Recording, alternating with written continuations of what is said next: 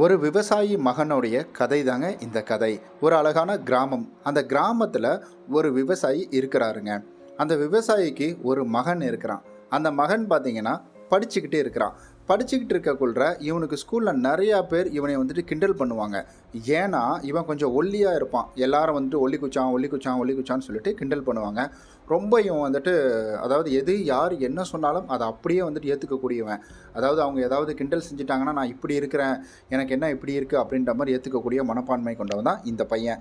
இவன் ஒரு நாள் இவனை வந்துட்டு கிண்டல் செஞ்சுட்டாங்க அப்படின்னு சொல்லிட்டு அப்பா கிட்ட வந்து அழுகிறான். அப்பா இது போல் என்னை ரொம்ப கிண்டல் பண்ணுறாங்கப்பா, நான் இதுக்கப்புறம் நான் ஸ்கூலுக்கே போக மாட்டேன், எனக்கு நான் வேற ஒல்லியாக இருக்கிறேன், நான் சீக்கிரமாக குண்டாகணும் அப்படின்னு சொல்லி அவங்க அப்பா கிட்ட வந்து புலம்புறானான். புலம்ப அவங்க அப்பா வந்துட்டு இவனை மடியில் படுக்க வச்சு தட்டி கொடுத்து, இது வந்துட்டு உன்னுடைய தவறு கிடையாதுப்பா, ஒல்லியாக இருக்கிறது உன்னுடைய தவறு கிடையாது, இப்போ குண்டாக இருக்கிறதும் உன்னுடைய தவறு கிடையாது, இது எல்லாமே வந்துட்டு நம்மளுடைய உடல் வாக்கு தான் அப்படின்னு சொல்லி பையனை ஒரு விதமாக தேத்தி அனுப்புகிறாரு. அடுத்த நாள் ரொம்ப சோகமாக இவன் ஸ்கூலுக்கு போயிட்டு வீட்டில் வந்து உட்காந்துட்ருக்கான். அப்போ இவனைய பார்த்து அப்பா என்ன கேட்குறாருன்னா, என்னப்பா ஆச்சு, மறுபடியும் ஒன்று கிண்டல் செஞ்சாங்களா, ஏன் சோகமாக இருக்க அப்படின்னு கேட்குறாருங்க.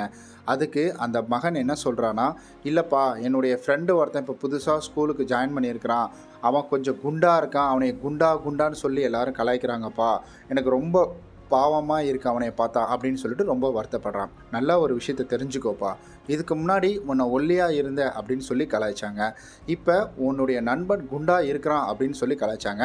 நல்லா இதிலிருந்து உனக்கு என்ன தெரியுது, இங்கே குறை சொல்கிறவங்க குறை சொல்லிக்கிட்டே தான் இருப்பாங்க, அதெல்லாம் கடந்து நம்ம போயிடணும் அப்படின்றது உனக்கு புரியுதா அப்படின்னு கேட்கக்குள்ள அந்த பையனும் அவனுக்கு ஏதோ புரிஞ்ச மாதிரி அந்த வயசில் தலையாட்டிட்டு அவனும் போயிடறான். அதுக்கப்புறம் அப்பாட்ட பெருசாக அவன் வந்துட்டு எந்தவித கம்ப்ளைண்ட்டுமே கொடுக்கல. அதற்கு அடுத்தது இப்படியே நாட்கள் வருடங்கள் இப்படியே வந்துட்டு ஓடிக்கிட்டே இருக்குங்க. ஒரு நாள் இவனுடைய கல்லூரி படிப்பையும் முடிச்சிட்றான். இப்போ வேலை தேடி இவன் நிறைய இடம் அலையிறான். அதாவது கல்லூரி படிப்பை முடிச்சுட்டு வேலை தேடி போகிறான். போகிற இடத்துலலாம் இவனை வந்துட்டு பெருசாக ரெக்கமெண்டேஷன் இல்லாததுனால இவனை யாருமே ஏற்றுக்க மாட்டேன்றாங்க. யார் சொல்லி வந்த, ஓ நீ வெறும் தனியாக வந்தியா, சரி ஓகே அதெல்லாம் இல்லைப்பா, நீ கொஞ்சம் வெயிட் பண்ணு, நீ 2 நாள் வெயிட் பண்ணு 3 நாள் வெயிட் பண்ணு அனுப்பிடுறாங்க. இப்படியே இவன் வந்துட்டு இவனும் வேலைக்காக போகிறான், வேலை கிடைக்கவே மாட்டேங்குது, ரொம்ப டிப்ரெஷனுக்குள்ளே போயிடுறான்.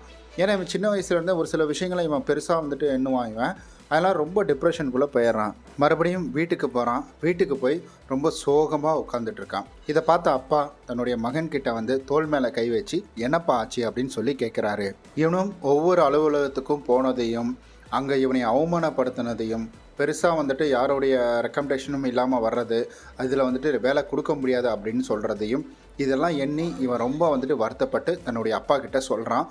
இது போல் பிரச்சனைகள் இருக்குப்பா, இப்படி இருக்குப்பா, ரொம்ப கஷ்டமாக இருக்குது, படித்து முடித்தா எல்லாம் சரியாயிடுன்னு சொன்னீங்க, அப்புறம் காலேஜ் போனால் எல்லாம் சரியாயிடுன்னு சொன்னீங்க, இப்போ என்னப்பா பண்ணுறது அப்படின்னு வந்துட்டு அவன் கேட்குறான். அதுக்கு அவங்க அப்பா என்ன சொல்கிறாருன்னா, இப்பயும் சொல்கிறான்ப்பா, இந்த பிரச்சனையும் உனக்கு சரியாயிடும், ரொம்ப வந்துட்டு சிம்பிள் தான், நீ உனக்கு ஆப்போசிட்டில் இருக்கிறவங்க உன்னை வந்துட்டு என்ன மாதிரி பார்க்குறாங்க அப்படின்றத நீ வந்துட்டு முடிவு பண்ணாத, அவங்க எப்படி வேணால் பார்த்துக்கிட்டு போகட்டும், நீ நினைக்கிற மாதிரி தான் அவங்க பார்க்கணும் அப்படின்ற அவசியம் அப்படின்றது இங்கே கிடையவே கிடையாது. இப்போ அப்பா நான் இருக்கிறேன்னா என்னை நீ எப்படி பார்க்குற, என்னை ஒரு நல்ல தகப்பனாக பார்க்குறியா, இல்லை என்னை மேலே வந்துட்டு கோவப்பட்டு பார்க்குறியா அப்படின்றத வந்துட்டு எனக்கு தெரியாது, ஆனால் உன் மனசில் என்ன தோணுது அப்படின்னு கேட்கக்கூட அதுக்கு அவன் என்ன சொல்கிறான்னா, எனக்கு ஒரு நல்ல அப்பாவாக பார்க்குறேன் அப்படின்னு வந்துட்டு அவன் சொல்கிறான். அதுக்கு அவங்க அப்பா என்ன சொல்கிறாருன்னா, நீ நல்ல அப்பாவாலாம் என்னை பார்க்க வேணாம்ப்பா, எனக்கு அது பிடிக்காது, நல்ல ஒரு ஃப்ரெண்டாக பாரு அப்படின்னு சொல்லி அவங்க அப்பா சொல்கிறார். இப்போ தெரியுதா, நமக்குள்ளேயே வந்துட்டு ஒரு சில விஷயங்கள் மாற்றமாக இருக்கக்குள்ள வெளியில் இருக்கிறவங்களும் உன்னை பற்றி வந்துட்டு நல்ல விதமாக எண்ணணும் அப்படின்னு வந்துட்டு நினைக்காத அப்படின்ற விஷயத்த தன்னுடைய மகன்கிட்ட சொல்கிறாரு. இப்போ இதில் கொஞ்சம் தெளிவான அந்த மகன் என்ன செய்கிறான்னா, சரிப்பா நான் இதுக்கப்புறம் ஒரு வேலைக்கு போகிறேன் அப்படின்னு சொல்லிட்டு இவன் ஒரு வேலைக்கு போகிறான். இவன் நிறைய இடம் தேடுறான். அதுக்கப்புறம் இவனுக்கு ஒரு வேலையும் வந்துட்டு கிடச்சிடுது. ரொம்ப சந்தோஷமாக வேலைக்கு போகிறான். ஆனால் அங்கே இருக்கிற அலுவலகத்தில் இருக்கிற மேலதிகாரி என்ன செய்கிறாருன்னா, இவன்கிட்ட கடுகடுன்னே இருந்துக்கிட்டு இருக்காரு. ஏதாவது இவன் என்ன நல்லபடியாக செஞ்சாலும் சரி இவனை வந்து முறைக்கிறது, இவங்கிட்ட சண்டை போடுறது, இது போன்ற விஷயங்களை மட்டும்தான் பண்ணிகிட்டு இருக்காரு. இவன் சரியான வேலை செஞ்சாலும் சரி நீ தப்பாக தான் செஞ்ச அப்படின்னு சுட்டி காட்டுறது, இல்லை ஏதாவது ஒரு குறை சொல்கிறது, இப்படி ஏதாவது ஒன்று பண்ணிக்கிட்டே இருக்கிறாருங்க. இவனுக்கு ரொம்ப கஷ்டமாயிடுச்சு. அப்பா சொன்ன விஷயங்கள், சின்ன வயசுலேருந்து சொன்ன விஷயங்கள் எல்லாத்தையும் மனசில் எண்ணி பார்த்து இவன் தேத்திக்கிறான். ஆனால் ஒரு கட்டத்தில் இவனுக்கு அது ரொம்ப வந்துட்டு இவனால் அதை பார்க்கவே முடியல. அதாவது இதுக்கப்புறமும் பொறுமையாக இருக்க முடியல அப்படின்ற மாதிரி இவன் என்ன செய்கிறான்னா சண்டை போட ஆரம்பிச்சிட்றான். சண்டை போட ஆரம்பித்த உடனே என்ன ஆச்சுன்னா, அந்த அலுவலகத்திலேருந்து இவனைய வேலையை விட்டு எடுத்துட்டாங்க. இவன் மறுபடியும் இவங்க அப்பா கூட வந்துட்டான். இவங்க அப்பா கூட விவசாயம் அப்படின்றத பார்க்க ஆரம்பிச்சிட்டான். அதுக்கு அவங்க அப்பா உடனே அவனை எந்தவித தவறும் சொல்லவே இல்லைங்க. அவங்க அப்பா என்ன பண்ணுறாருனா, கொஞ்ச நாள் போகுது, கொஞ்சம் வருடமாக மாறுது. அப்போ அவர் என்ன சொல்கிறாருனா, விவசாயம் அப்படின்றது எந்த விதத்துலேயும் பார்த்திங்கன்னா ஒரு வந்துட்டு தாழ்த்தப்பட்ட ஒரு வேலை அப்படின்றது கிடையவே கிடையாதுப்பா. அதாவது ஒருத்தருக்கு உணவு கொடுக்கறது, நமக்கான உணவை நம்மளே வந்துட்டு உருவாக்கிக்கிறது, இது ஒரு புனிதமான வேலை தான். ஆனால் நீ வந்துட்டு விவசாயம் செய், உனக்கு பிடிச்சு செய்றியா தாராளமாக நீ விவசாயம் செய். ஆனால் உன் வேலையில் உனக்கு பிரச்சனை, அதை உன்னால் சமாளிக்க முடியல, அந்த ஒரு விஷயத்துக்காக நீ இங்கே வந்து உன்னுடைய வேலைகளை செய்கிற, அதாவது ஒரு வேலை கிடைக்கல அதனால் இந்த வேலைக்கு போகிறேன் அப்படின்ற மாதிரி தயவு செஞ்சு வராத அப்படின்னு வந்து சொல்ல, அப்புறம் அப்பாவும் மகனும் அங்கே காட்டுக்குள்ளே விவசாயத்தை, அதாவது வரப்புலேயே வந்துட்டு உட்காந்து 2 பேரும் பேச ஆரம்பிக்கிறாங்க. அப்பா என்ன சொல்கிறாருன்னா, அங்கே தூரமாக வந்துட்டு நம்ம நெல் கொட்டி வச்சுருக்கனாலப்பா, அந்த நெல்லை போய் அள்ளிட்டு வா, ஒரு கைப்பிடி மட்டும் அள்ளிட்டு வா போதும் அப்படின்னு வந்துட்டு சொல்கிறாரு. அவர் ஒரு கைப்பிடி, அதே போல் மகனும் போய் ஒரு கைப்பிடி நெல் அள்ளிட்டு வந்துடுறான்.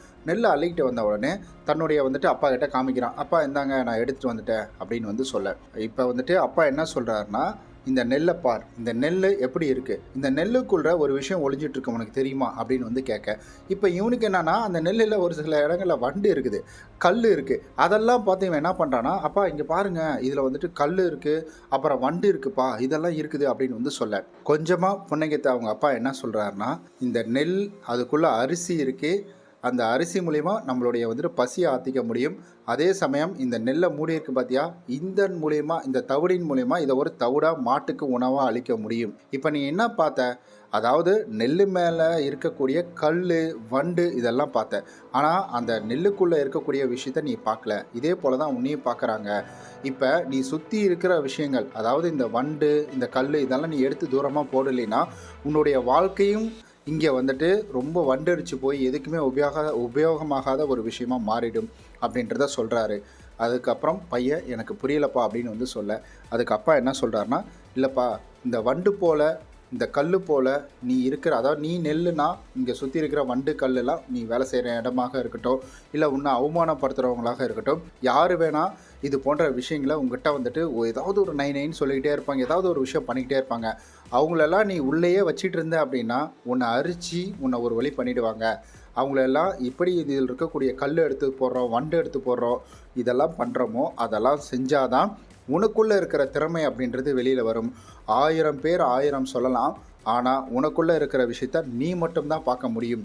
அதை வெளியில் கொண்டு வந்தினா தான் மற்றவங்களுக்கு அது தெரிய வரும் அப்படின்றத சொல்லி அவங்க அப்பா இந்த இடத்துல முடிக்கிறாருங்க. இந்த கதை நிச்சயமாக எல்லாத்துக்கும் பிடிச்சிருக்கும் அப்படின்னு நம்புகிறேன். ரொம்ப சிம்பிள் தாங்க. நம்மளை யார் வேணால் வண்டு மாதிரி அரிச்சிக்கிட்டே இருக்கலாம். அவங்கள வந்துட்டு சொல்லிட்டாங்க, திட்டாங்க, பேசிட்டாங்க அப்படின்னு வந்துட்டு நம்ம மனசுக்குள்ளேயே போட்டு வச்சுக்கிட்டே இருந்தோன்னா வச்சுக்கோங்களேன், அது நம்மளை வந்து போட்டு அரின்னு அரிச்சிரும். நம்ம நிம்மதியாக இருக்க முடியாது. ப்ரெசண்ட் லைஃப்பை நம்மளால் சந்தோஷமாக வாழவே முடியாதுங்க. அதனால் யார் என்ன வேணால் சொல்லட்டும், ஒருத்தர் உங்களை குறை சொல்கிறாங்க, ஒருத்தர் உங்களை வந்துட்டு தவறாக பேசுகிறாங்க அப்படின்றதுனால நீங்கள் வந்துட்டு தவறாக போயிட போகிறது கிடையவே கிடையாதுங்க. அதனால் எப்போவுமே சரி, உங்கள் மேலே உங்களுக்கு ஒரு நம்பிக்கை இல்லை அப்படின்னா மற்றவங்க யாருமே உங்கள் மேலே நம்பிக்கை அப்படின்றத வைக்கவே மாட்டாங்க. எவ்வளோ பெரிய தலைவர்கள் எல்லாம் நீங்கள் பார்த்துருக்கலாம், அவங்களுடைய வாழ்க்கையில் அவமானத்தை பார்க்காம அவங்க இந்த இடத்துக்கு வந்ததே கிடையாது. இப்போ நம்ம எவ்வளவோ நடிகர்களை சொல்கிறோம். ஒரு உதாரணத்துக்கு நடிகர் விஜய் அவர்களை நம்ம சொல்லணும் அப்படின்னா, இப்போ பயங்கர பீக்கில் இருக்கிற சவுத் இந்தியாவில், அதாவது தமிழ்நாட்டில் பீக்கில் இருக்கக்கூடிய ஒரு ஆக்டர் விஜய் இருக்கிறாரு. அதாவது யங்ஸ்டரில் ஓரளவுக்கு வந்துட்டு வயசில் வந்துட்டு அவர் இருக்கிறாரு. அதுக்கப்புறம் வந்துட்டு இன்னும் நிறையா பேர் இருக்காங்க, தலை இருக்கிறாங்க, அதுக்கப்புறம் இன்னும் ரஜினி இருக்கிறாரு, கமல் இருக்கிறாங்க, இந்த மாதிரி வந்து சீனியர் ஆக்டர்ஸும் இருக்கிறாங்க. ஆனால் இப்போ அதிகமாக சம்பளம் வாங்கக்கூடியது யாருன்னு கேட்டிங்கன்னா இவர் தான் வாங்கிட்டு இருக்காரு. ஒரு இடத்துல இவருடைய வந்துட்டு புகைப்படத்தை போடுறதுக்காக இந்த மூஞ்செல்லாம் புகைப்படமாக போட்டால் யாருடா இதெல்லாம் பார்ப்பாங்க அப்படின்னு கேட்ட வந்து ஒரு நியூஸ் பேப்பர் கேட்டிருக்காங்க. ஆனால் அதே நியூஸ் பேப்பரை இவருடைய இன்டர்வியூக்காக இவருடைய வீட்டு வாசலுக்கு வெளியில் வெயிட் பண்ணுறாங்க. இந்த அவமானம் அப்படின்றது நிறைய இடத்துல நடந்திருக்கு, நிறைய இடத்துல நடக்கும். இது உங்களுக்கு மட்டும் கிடையாது, உங்களை சுற்றி இருக்கிறவங்க, பணக்காரங்க, கோடீஸ்வரங்க, தொழிலதிபர், இங்கே அரசியல்வாதி எல்லாருக்குமே இந்த அவமானங்கள் அப்படின்றது இருந்துக்கிட்டு தான் இருக்குது. அதெல்லாம் தாண்டி வந்தால் மட்டும்தான் நம்மளால் வாழ்க்கையில் ஒரு சாதனை அப்படின்றது படைக்க முடியும். ஒரு கல் இருக்குது, அதை நம்ம எப்படி பார்க்குறோம், ரோட்டில் வெறும் கல்லாக பார்க்குறோம். அதுவே அது உளியில் வாங்கக்கூடிய அடினால் கோவிலில் இருக்கக்கூடிய கடவுளாக மாறுது. அப்போ அடிபட்டால், கஷ்டப்பட்டால் நம்மளாலையும் நல்ல நிலைமைக்கு வர முடியும் அப்படின்றத புரிஞ்சுக்கணும் அப்படின்றதுக்காக தான் இந்த ஸ்டோரி.